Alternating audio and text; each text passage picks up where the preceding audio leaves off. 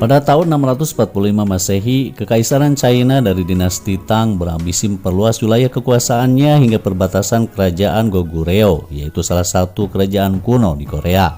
Di bawah kepemimpinan Kaisar Taizong, mereka mengirimkan 200.000 pasukan terbaiknya demi menginvasi kerajaan Goguryeo.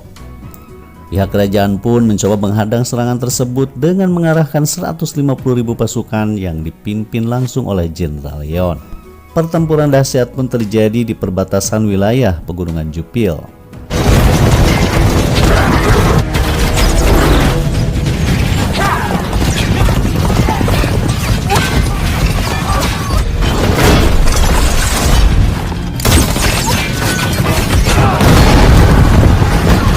Pasukan Jenderal Yeon mampu menembus pertahanan kaisar hingga membuat resah sang penasehat dan mengusulkan untuk menarik mundur pasukannya. Tapi sang kaisar yakin dengan strateginya.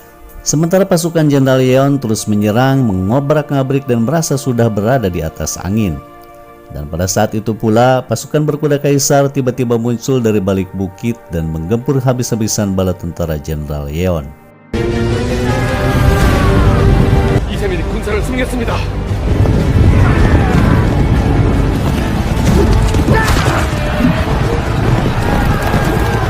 Ribuan pasukan pun tewas dalam pertempuran tersebut. Hanya 10.000 orang saja yang tersisa. Jenderal Yeon pun memutuskan untuk menarik mundur pasukannya.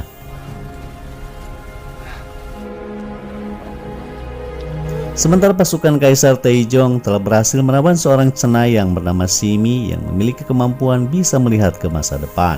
Atas kemenangan tersebut, sang kaisar pun semakin bersemangat untuk segera menyerang pusat kota kerajaan Goguryeo. Namun untuk dapat sampai ke sana, mereka terlebih dahulu harus menguasai sebuah benteng bernama Ansi.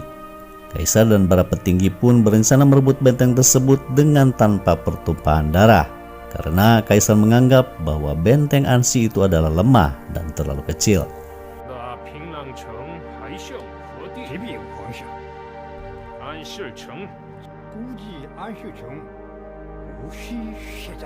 Oleh karenanya, Kaisar Taejong akan memanfaatkan Simi yang belakangan diketahui pernah memiliki hubungan spesial dengan komandan benteng Ansi yang bernama Yang Manchun. Komandan Manchun sendiri adalah satu-satunya orang yang berani menentang perintah Jenderal Yeon yang tidak mengirim pasukannya saat pertempuran di Gunung Jupil. Dan ia juga menolak untuk mengakui Jenderal Yeon sebagai pemimpin tertinggi kerajaan Goguryeo pasca Raja Jumong meninggal akibat kudeta militer yang dilakukan Jenderal Yeon.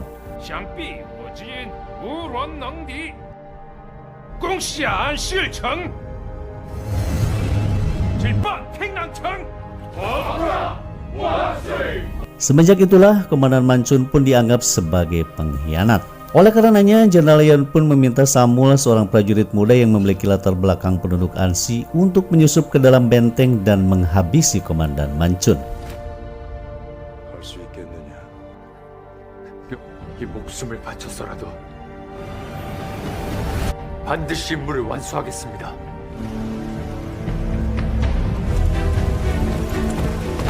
Dalam perjalanannya, Samul bertemu dua orang prajurit yang mengaku sebagai pasukan Goguryeo yang berhasil selamat dari pertempuran.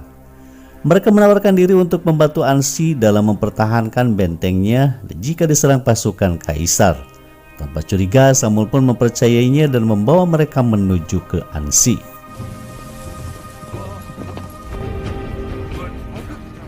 Esok paginya di tengah perjalanan, mereka pun bertemu 3 orang warga Ansi yang tengah kesulitan mendorong gerobaknya yang terjebak di dalam kubangan lumpur.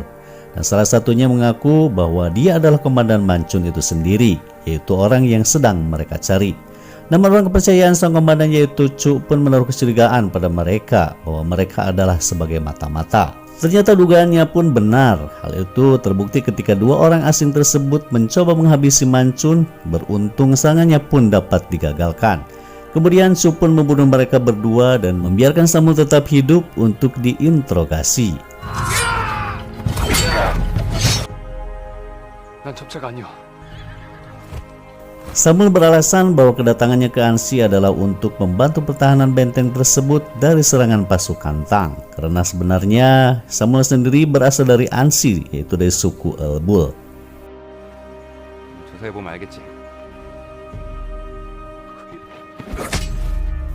Di malam harinya, Samul pun kembali diinterogasi tentang maksud kedatangannya ke benteng Ansi. Sementara Komandan Mancun sudah tahu jika Samul adalah prajurit muda pasukan Jenderal Yeon. Kenapa ia memilih kembali ke Ansi yang nyatanya sudah dianggap pengkhianat kerajaan Goguryeo? Bukannya tinggal di sana masa depannya lebih cerah. Tak ingin misinya terbongkar, Samul pun kembali berdalih jika ia sedang dalam pelarian dari kejaran musuh. Bagaimanapun situasinya, suka ataupun tidak, Ansi adalah rumahnya. Terlebih Ansi sedang dalam bahaya, ia pun akan ikut berjuang untuk mempertahankannya. Hal itu pun diperkuat ketika dihadirkannya seorang lelaki tua yang mengenalinya. Dan itu pun cukup meyakinkan mereka jika Samul bukanlah sebuah ancaman. 사물아.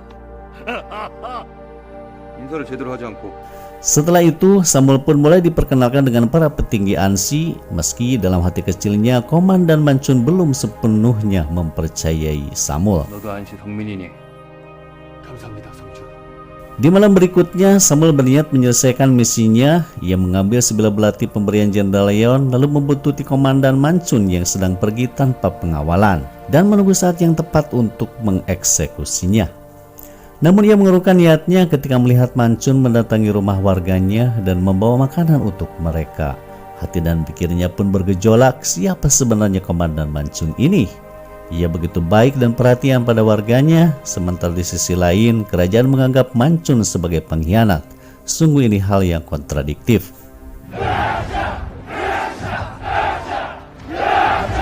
Dan bukan hanya itu saja, Samul pun dapat membuktikan kerendahan hati seorang Mancun, yaitu ketika ia bahu-membahu bersama warganya memperbaiki dan memperkokoh benteng Ansi. Terlebih Patua menjelaskan padanya bahwa Komandan Mancun adalah benteng Ansi itu sendiri. Benteng Ansi tanpa dia bukanlah Ansi namanya. Beliau sangat berarti bagi warganya. Hati Samul pun mulai bimbang dan goyah dalam misinya. 하성 이런 거 왜 안 보이지? 어제 정찰을 나갔다가 늦게 들어왔어서.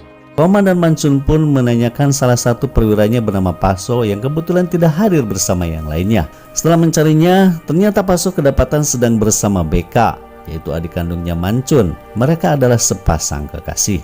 Melihat kejadian itu, Mancun pun sangat marah, tetapi BK membelanya. Mancun sangat mengkhawatirkan masa depan adiknya jika Paso gugur dalam medan perang.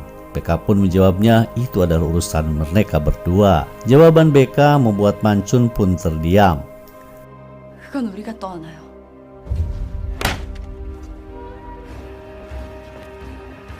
Di luar benteng terlihat beberapa prajurit Kekaisaran Tang sedang melakukan pengintaian.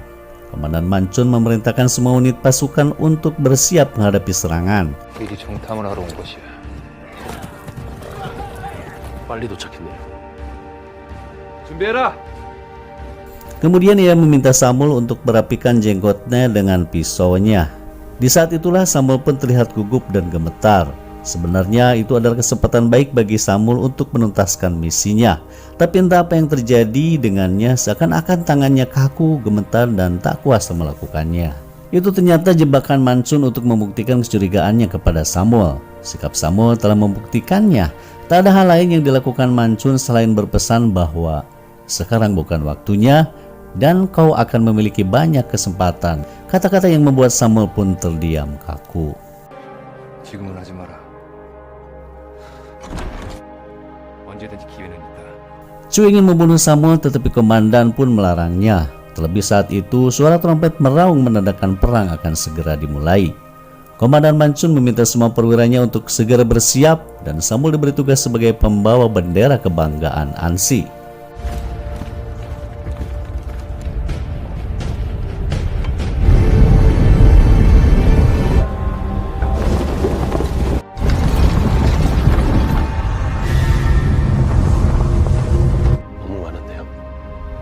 Dengan gagah berani dan penuh semangatnya, Komandan Mancun dan pasukannya mengangkat senjata untuk mempertahankan benteng Ansi. Meski mereka berkekuatan hanya 5.000 pasukan saja. Sementara di depan sana, Kaisar Taejong dengan 200.000 orang pasukan hebatnya didukung persenjataan yang lengkap telah bersiap untuk menyerbu. Dengan penuh percaya diri, Taejong merasa yakin bahwa ia akan dengan mudah meruntuhkan benteng kecil tersebut. 저들을 지키기 위해 싸우자.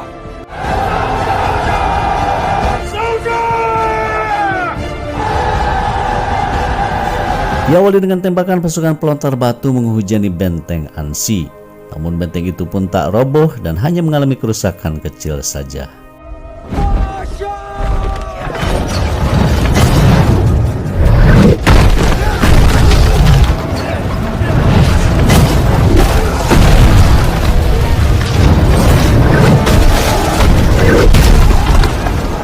Lalu sang kaisar pun memerintahkan pasukannya untuk menyerang secara langsung dan perang dahsyat pun terjadi.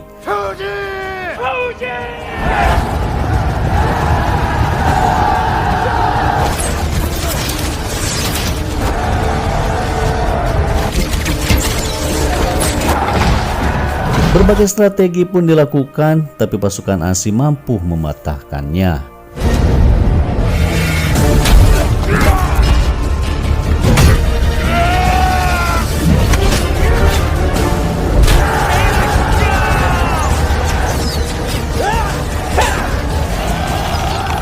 Cara terakhir pun dilakukan, yaitu dengan mengerahkan pasukan pendobrak pintu utama benteng.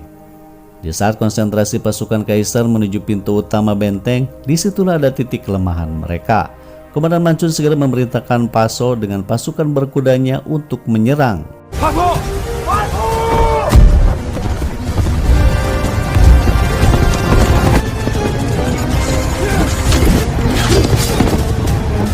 Di arah lain, Beka dan prajurit wanitanya pun menyerang secara bersamaan.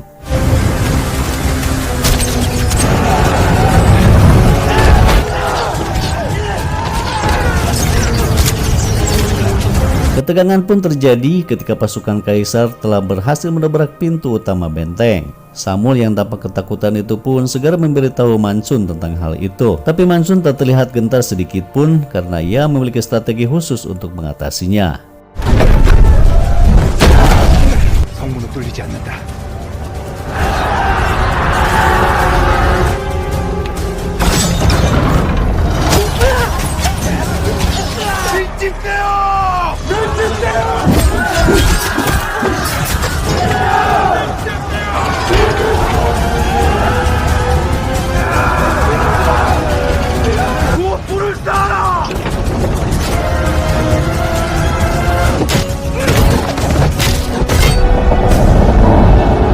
Atas banyaknya korban yang berjatuhan, akhirnya kaisar pun memutuskan untuk menarik mundur pasukannya.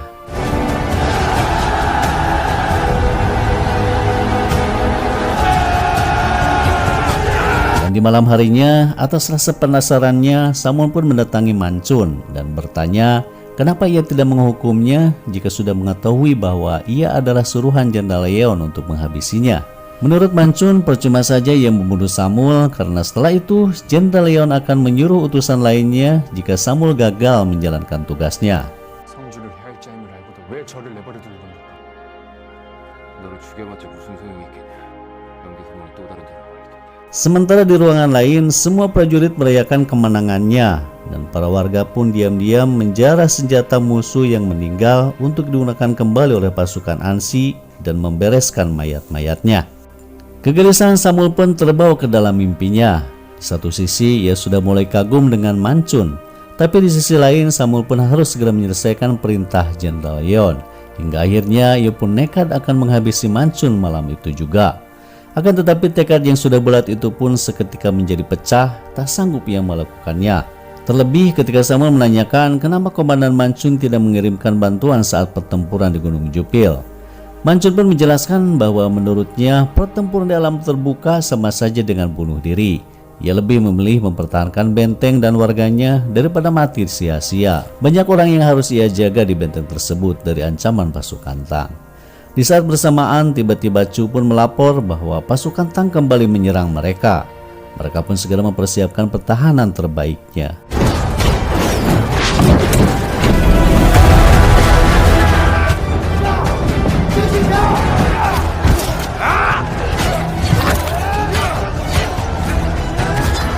Kali ini pasukan Tang berhasil menyusupkan para prajuritnya dengan menggunakan beberapa menara pengepung atau helepolis. Hal itu membuat pertahanan Ansi pun semakin kerepotan.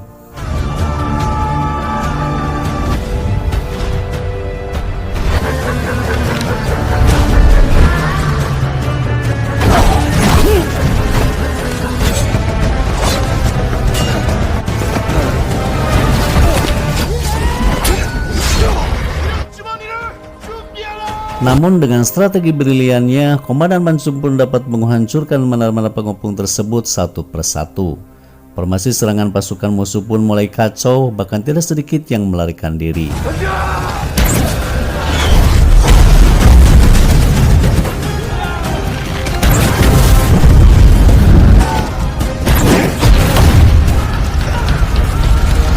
Situasi pun kini berbalik. Pasukan Ansi mengejar musuh yang tertinggal dan salah satu dari mereka berhasil melukai Komandan Mancun. Beruntung Samuel pun menyelamatkannya.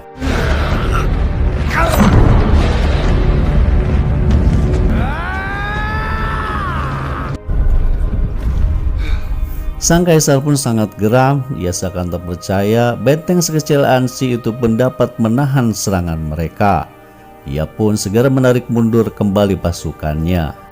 Karena lukanya cukup parah, Komandan Mansum pun tak sadarkan diri untuk beberapa hari dan harus beristirahat. Semua warga Ansi pun sangat mengkhawatirkannya. Dan ketika Komandan Mansum tersadar, semua tampak senang dan berterima kasih pada Samuel yang telah menyelamatkan komandannya. 사흘입니다, 성주. 네가 나를 살렸구나. Beberapa hari kemudian, Kaisar mulai menjalankan strategi liciknya.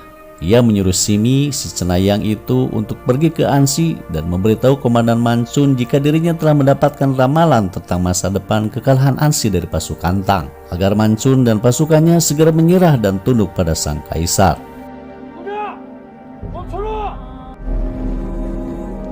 Sambil memberikan anak panah milik Raja Goguryeo sebelumnya yang telah terbunuh, Simi pun menyampaikan apa yang telah diperintahkan oleh Kaisar Taizong. Simi juga mengatakan jika Taizong sedang membangun gundukan tanah yang menyerupai gunung menghadap langsung ke Ansin untuk mempermudah serangannya. Dan jika itu benar terjadi, maka benteng Ansi pun akan segera terjatuh. Simi pun meminta Mancun agar segera menyerah, agar rakyat Ansi diampuni tanpa pertumpahan darah. Namun Mancun pun tetap pada pendiriannya. Ia dan pasukannya akan mempertahankan benteng Ansi sampai titik darah penghabisan. Nah, 이 싸움에서 지고 말아요. 항복해야 합니다. dengan segala ambisinya, Kaisar Taizong benar-benar melakukannya. Didukung jumlah prajurit yang sangat banyak, ia pun mulai membangun gunung buatan yang berhadapan langsung dengan benteng Ansi. Dan proyek tersebut pun diperkirakan akan selesai dalam waktu 2 bulan. Mancun mulai khawatir jika gunung buatan tersebut telah selesai, Ansi akan hancur dan nasib mereka pun benar-benar berada di ujung tanduk. 저놈들이 정말로 야, 우리 어쩌냐? Pada saat itu, Samuel mengusulkan akan meminta bantuan Jenderal Yeon.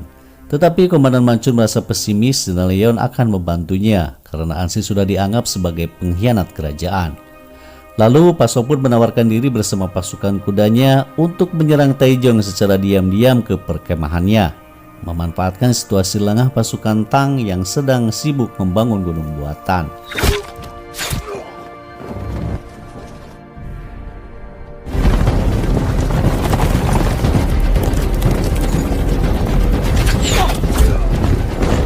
Dan ternyata semua rencana mereka pun telah diketahui Kaisar Taizong, sehingga saat melakukan serangan, Paso dan pasukan berkudanya pun terjebak dalam kepungan musuh. Hanya Paso lah yang berhasil kembali ke benteng Ansi meski dalam keadaan terluka parah. 보인다. 입니다. 기습에 노출됐습니다. 해주래라! Dalam keadaan sekarat, Paso mengatakan bahwa ada pengkhianat di dalam benteng Ansi sendiri yang telah membocorkan rencana serangan mereka.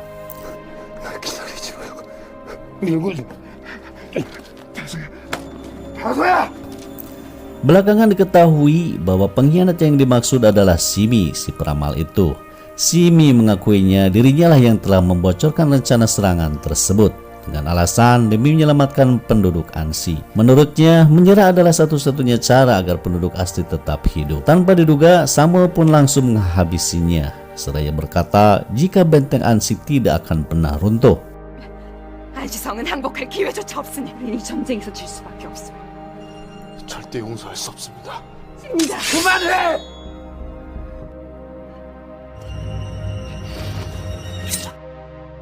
Dendam atas kematian sang kekasih hati, esok harinya diam-diam Beka pun pergi sendirian untuk menghabisi Taijong secara langsung. Namun naas Beka pun bernasib sama seperti Paso.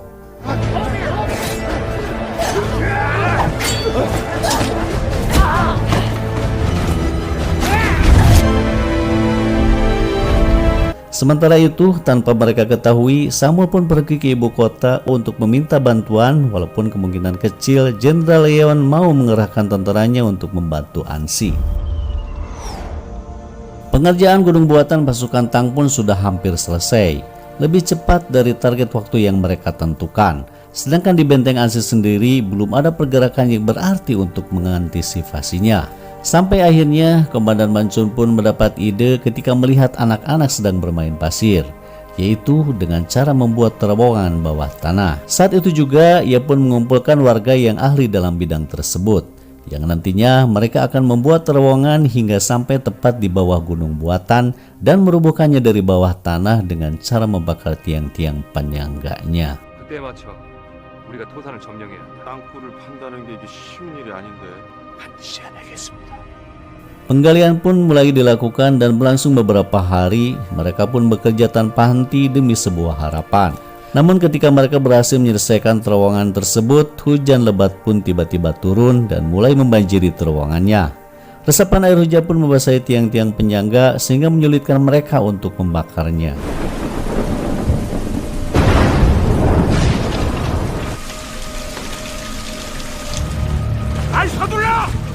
Dan cara lain untuk meruntuhkan gunung tersebut yaitu hanya dengan menebang tiang-tiangnya menggunakan kapak. Dan mereka pun membicarakannya pada Mancun.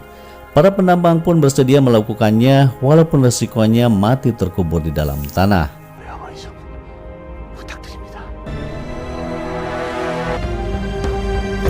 Para pasukan Tang pun sedang bersiap untuk menyerang. Namun sebelum melakukannya, gunung buatan itu pun berhasil diruntuhkan.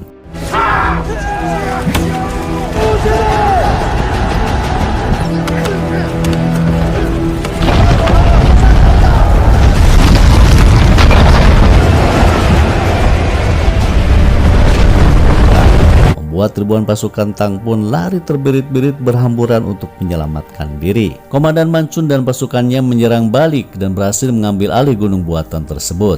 Kaisar Taijong terlihat murka dan memerintahkan seluruh pasukannya untuk merebut kembali benteng tersebut dan menyerang habis-habisan. Pertempuran dahsyat pun terjadi dan berlangsung berhari-hari.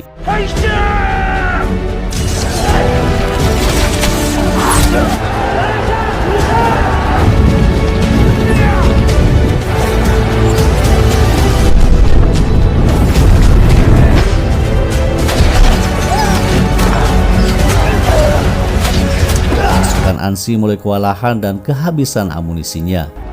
화살이 거의 다 떨어졌습니다. 나로야, 신공을 가져와라. Komandan Mancun pun mencoba menggunakan anak panah pusaka peninggalan Raja Jumong. Konon katanya hanya Raja Jumong lah yang bisa menggunakan panah tersebut. Percobaan pertama pun gagal dan Mancun terlihat kesulitan. Namun dengan segala usahanya diiringi dengan tekad yang sangat kuat demi mempertahankan Ansi, akhirnya anak panah itu pun berhasil dilesatkan dan menancap tepat di mata sebelah kiri Kaisar Taizong.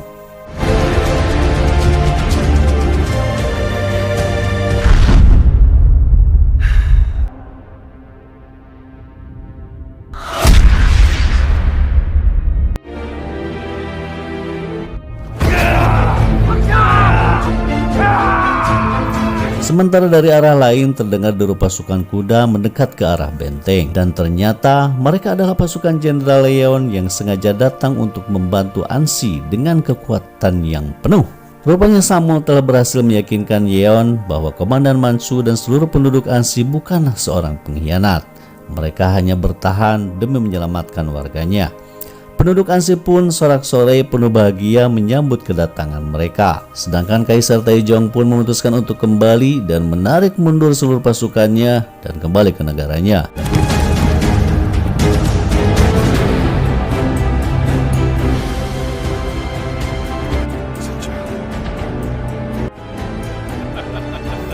Beberapa waktu kemudian dikabarkan bahwa Kaisar Taejong wafat akibat luka di matanya. Dan berdasarkan kabar sebelum ia meninggal, ia pun sempat berpesan pada anak cucunya bahwa jangan sekali-kali menyerang benteng Ansi jika mereka tidak ingin menyesal. Setelah semuanya beres, Samul pun berpamitan pada Komandan Mancun untuk kembali ke Goguryeo menyelesaikan pendidikan militernya. Dan akhirnya film pun tamat. Pesan yang dapat kita ambil dari film ini adalah jangan serakah.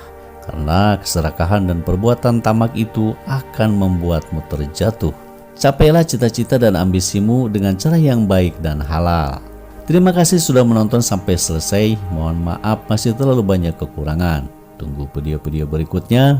Wassalam.